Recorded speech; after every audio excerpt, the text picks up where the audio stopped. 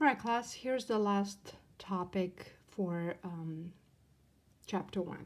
So as I was mentioning earlier in this section, I was talking about differentiable functions. So what is a differentiable function? Or what does it mean for a function to be differentiable? The question simply is, can you always take the derivative of a function, right? Or there could sometimes be a situation in which you cannot. So what does it mean to take the derivative of a function? It means to tell where that function's heading at that specific point in time. In other words, to find that slope of the tangent line. So remember, the derivative of a function is equal to the slope of the tangent line, and what it tells you is where that function is heading at that point in time, right? So how is it bending at that point in time, okay? Now, it turns out there's 3 situations in which we cannot take the derivative of a function at a point. Number 1, there is a corner in the function. This function's continuous, by the way. It goes right through, but the point is it comes to a corner.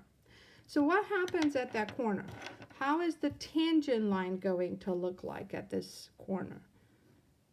Well, the thing is, there are a lot of tangent lines we can draw, right? So what's a tangent line? One that just sits on the graph, yes? But I can make a whole bunch of lines just sit on this graph, right? And touch this graph at this one point, okay? So because of that, basically the graph isn't bending a certain way, right? It actually comes to a corner. So since we cannot draw one tangent line only,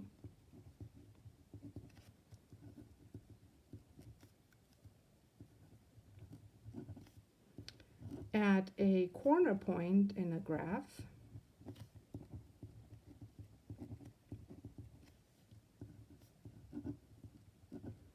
we cannot take its derivative there.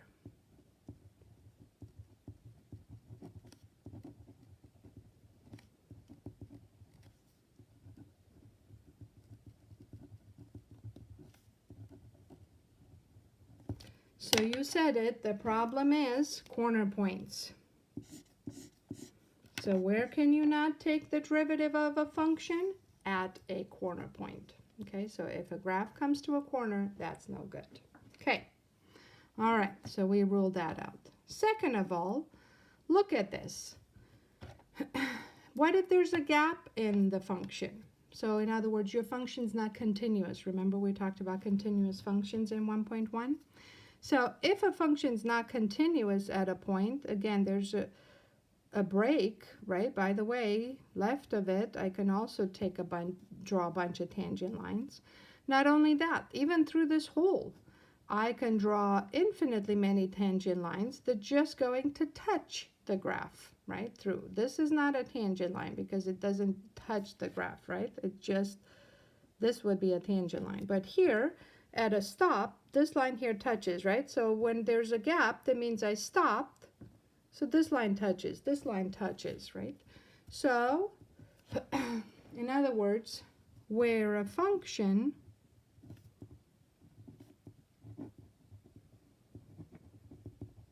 is not continuous, so when is a function not continuous? When there's a gap, hole in the graph.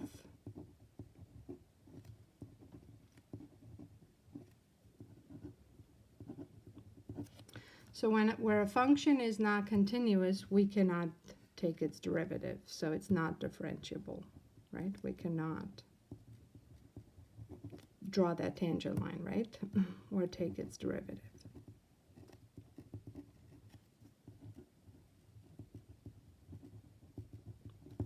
Okay, so here's your clue. Not continuous, not differentiable at that point, right? Any other point in here, I can draw a tangent line, right? There's only one line that's going to just sit on the graph, right, and touch it only.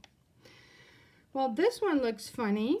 this number 3, because it looks to me like there are no holes or gaps. It looks like there is no corner. So what else could the problem be? Here is the problem. This graph here almost becomes vertical. That's, by the way, how cube roots, fifth roots act. So yeah, a cube root function is pretty simple, and that's really what it looks like. So what happens at this point in time, when the graph almost becomes vertical, the tangent line to it becomes vertical. Okay, so the tangent line is vertical. Now what happens with a vertical tangent line? What's wrong with it? Remember, the derivative is equal to the slope of the tangent line.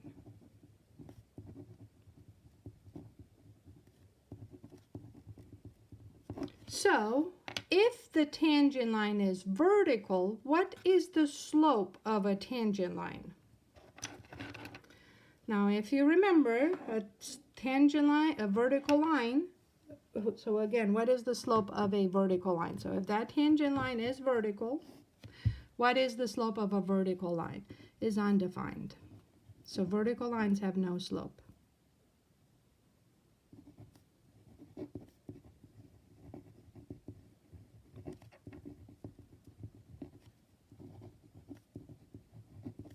It's undefined.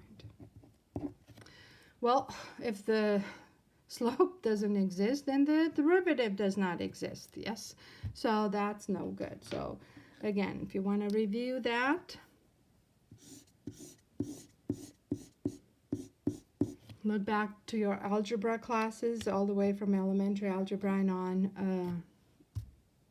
Tangent line, a vertical line has no slope because there's a change in y with respect to the change in x's, and there's no change in x's, right? So you divide by 0, so it has no slope. Okay, so these are the 3 situations in which tangent line would not exist, right? So because it's not one tangent line, you can't commit to one slope.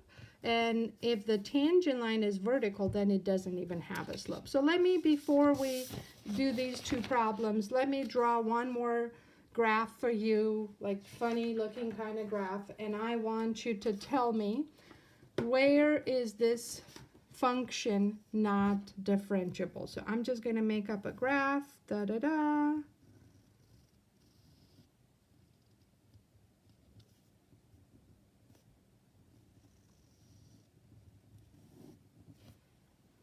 Okay, so there it is. There's a graph, definitely. Where is this function not differentiable?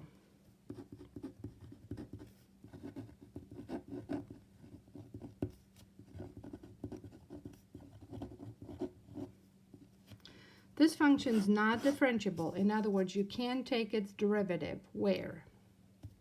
Well, definitely here. Why? It's a corner.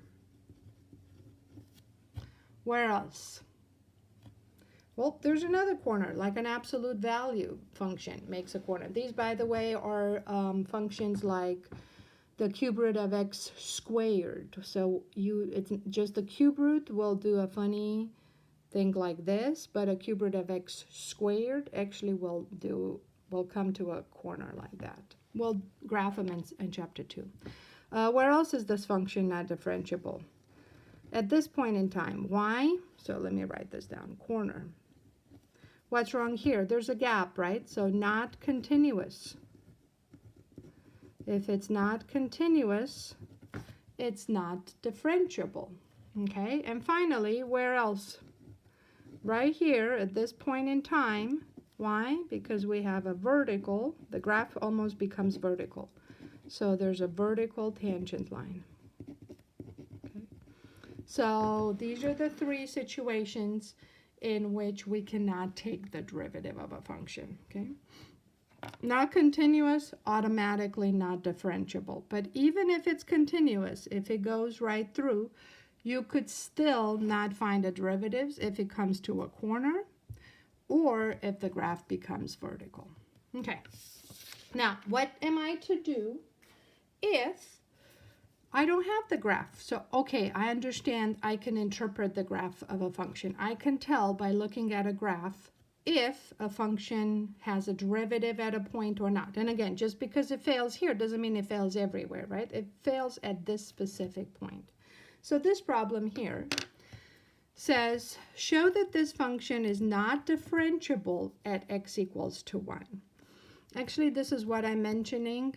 I was saying a cube root of x squared or a fourth root of something to the third power. So when you have a fractional exponent, but not a fractional exponent like 1/3 or 1/2 or 1/4, but 3/4 like here, that's when the graph comes to a point like that. Okay, so how do we show this without the graph?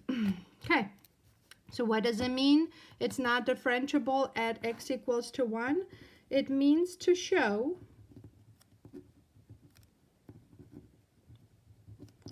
that the derivative specifically at 1 does not exist.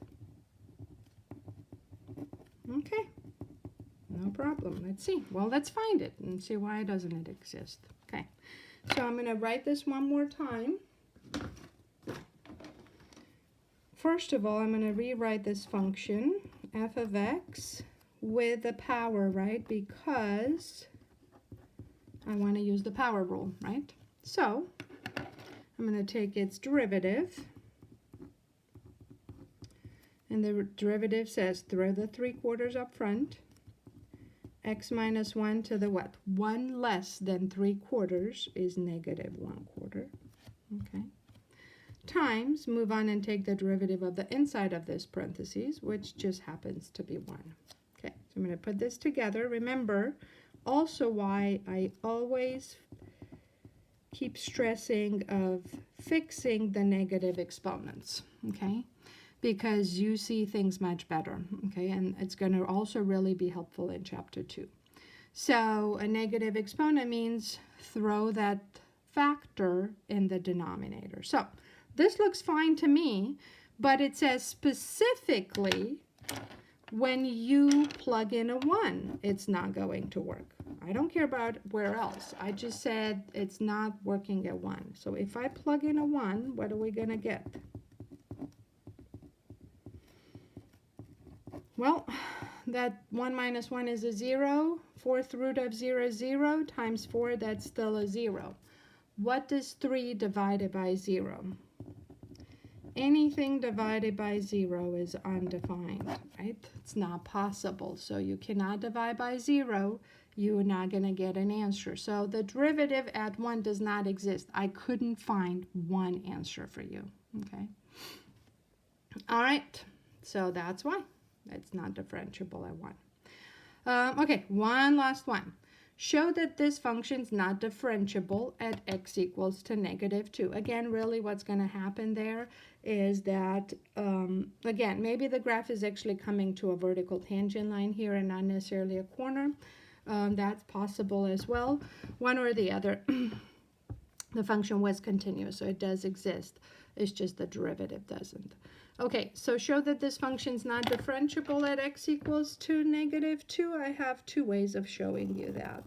If anything, you could draw this. So you've gone through college algebra, if you remember, to get here. So that means you've learned a lot of transformations of graphs. So what you've learned is that an absolute value function looks like a v, and the absolute value of x plus 2, all it does is takes that v, right, that basic function, and it moves it 2 units to the left, okay? It's an x transformation. It's a shift to the left by 2 units. So what happens when x is equal to negative 2? There's a corner in the graph, right?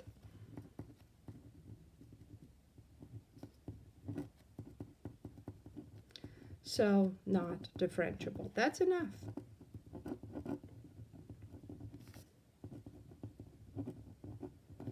Okay, that's enough. What if I didn't remember what the graph looks like? No problem. What is an absolute value of a function? what I'm doing here is I'm translating what an absolute value is.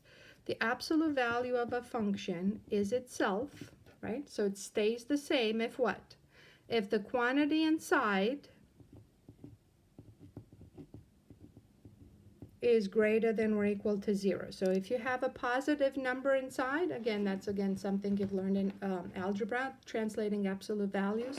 So if the quantity inside the absolute value is positive, right, let's say there's an x that makes this a 5. The absolute value of 5 is 5. So it stays the same anytime the quantity inside is greater than or equal to 0, which means what?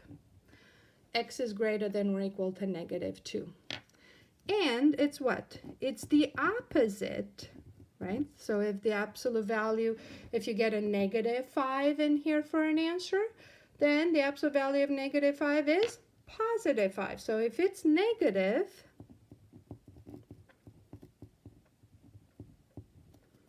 in other words, if x is something less than -2, then you have to take the opposite, right? So what's going to be the derivative of this function?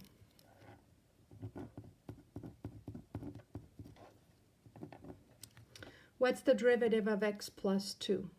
Is 1. So the derivative is 1 if x is greater than or equal to -2.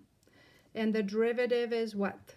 -1, right? The derivative of this is -1 if x's are less than -2. So what happens is at -2, the derivative changes drastically left and right. So in other words, what happens here is that the derivative is the limit as we're getting closer. So of course you have to look at the limit left and right. But also if you look at the graph, 2, again, what?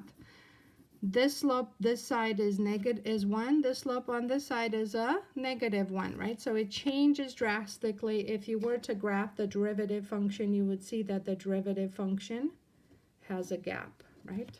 Right at -2. So it's changing. So it's not differentiable at -2. The derivative does not exist. Okay. So that's enough for chapter 1. Please, please read the book. I always try and come up with I always come up with completely different examples than the book has, just to give you more to go over. Look in the book. There's many more examples. Try and work through them yourselves. The point is you need to know how to solve these problems, right? Okay, so see you in the Zoom.